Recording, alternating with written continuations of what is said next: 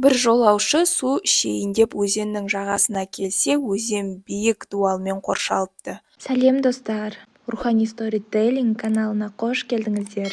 Видеоны соңына дейін тамашалап, қолдауларыңызды сұраймын. Ол дуалдың үстіне шығып, мұздай таза ағын суға тесіле қарайды.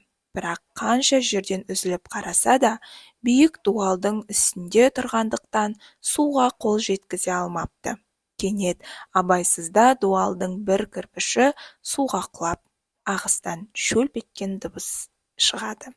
Дыбыс оған жағымды әрі таныс үнде естілді. Тағы да сол дыбысты есту үшін ол қабырға үстіндегі кірпішті біртіндеп ағын суға тастай береді. Бір кезде оны біреу көріп қалып, «Әй дуана, неге таза суға тасасып жатырсың?»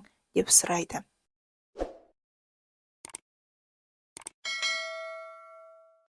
Жолаушы оған: «Бұл амалымның екі түрлі пайдасы бар.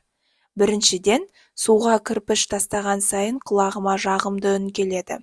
Ол дыбыс бақиға аттанып, мекені қабірге айналып, махшар күнін асыға күтіп жатқан марқұмдарға сұрапылдың тартқан кернейінің үнінде естіледі.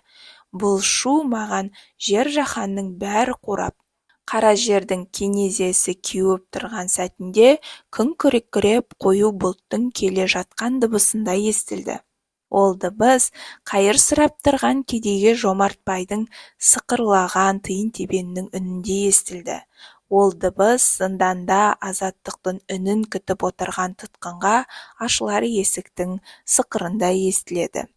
Қабырғадан кірпіш тастаған кезімде одан көретін тағы бір пайдам: мініп тұрған қабырғам бірте-бірте төмендеп, сол арқылы суға жақындадым депті. Адамның тәні осы тас дуал сынды. Хақтың мейірімін аңсап, шөлдеген сәтінде әлгі жолаушы сияқты тас дуалдың қабырғасын біртіндеп сөге біл. Есіңде болсын, суға бірден ұмтылып, дуалдың бәрін қопарып тасталқан ету қауіпті.